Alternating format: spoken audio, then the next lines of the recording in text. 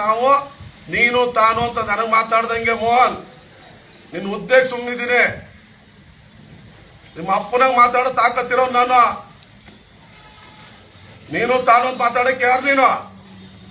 ಇನ್ನು ನೀನ್ ನನ್ನ ಹತ್ರ ಅಂಗ್ರಹಣೆ ಮಾಡಿರೋ ನಿಂತವೇ ಮಾಡಿದ್ದೀನಿ ನಾನು. ಯಾವತ್ತಾರ 10 ಪೈಸದ ಜೀವಮಾನದಲ್ಲಿ ಒಂದು ಓಟ್ ಕೇಳಿದ್ದೀನಿ ನಿನ್ನ, ಇಲ್ಲ ಯಾವ್ದಾರ 5 ರೂಪಾಯಿ ಕಮಿಟ್ಮೆಂಟ್ ಇದೆ ಅಂತ. ಗೌರವ ಮಾತಾಡೋದು ಕರೀರಿ ಮೋಹನ್. ತಾಲೂಕು ಅಧ್ಯಕ್ಷರಾಗಿದ್ದೀರಿ, JDS ಪಕ್ಷದ ಅಧ್ಯಕ್ಷತೆಗೆ ಗೌರವ ಕೊಡಿ.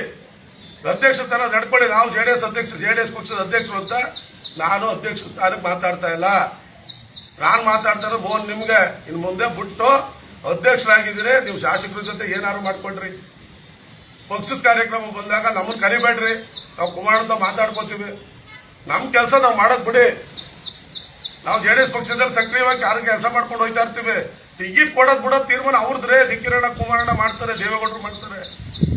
ನಾವು ನೀವು ಯಾರು ತೀರ್ಮಾನ ಮಾಡಕ್ಕೆ? ನಿಮ್ಗೆ ಹೇಳವ್ರೆ ಅಂತ ಅವತ್ತು ಹೇಳಿದ್ದೀನಿ ನಾನು. ಹಂಗಿದ್ರೆ ಕುಮಾರಣ್ಣ ಹತ್ರ ಒಂದು ಪ್ರೆಸ್ ಮೀಟ್ ಅಲ್ಲಿ ಹೇಳಿಸ್ಬಿಟ್ಟು ಬನ್ನಿ. ಆಮೇಲೆ ನಾವು ಮಾತಾಡೋ ನಾವು ತೀರ್ಮಾನ ತಗೋತೀವಿ. ಸುಮ್ಮನೆ ಪದೇ ಹಗುರವಾಗಿ ಮಾತಾಡಿ. ಪಕ್ಷದಲ್ಲಿ ಅಧ್ಯಕ್ಷ ಸ್ಥಾನಕ್ಕೆ ಎಷ್ಟು ಗೌರವ ಕೊಡ್ಬೇಕು, ಆ ಪಕ್ಷದ ಅಧ್ಯಕ್ಷ ಆದ್ಮೇಲೆ ಆ ಪಕ್ಷಕ್ಕೆ ಬೈದಂಗ ಆಯ್ತದೆ. ನಾವೇನು ಮಾತಾಡ್ತಾ ಇಲ್ಲ. ಮಾತಾಡಕ್ ಮಾಡ್ಕೋಬೇಡಿ. ನಿಮ್ಮನ್ನ ಮಾಡ್ತಾ ಇರೋದು ಅದಕ್ಕೆ. ನಿಮ್ಗೆ ಗೌರವ ಅನ್ನೋದಿದ್ರೆ, ಸಭ್ಯತೆ ಇದ್ರೆ ಗೌರವವಾಗಿ ನಡ್ಕೊಳ್ಳಿ. ಆ ಪಕ್ಷದ ಅಧ್ಯಕ್ಷ ಸ್ಥಾನಕ್ಕೆ ಗೌರವ ಕೊಡಿ.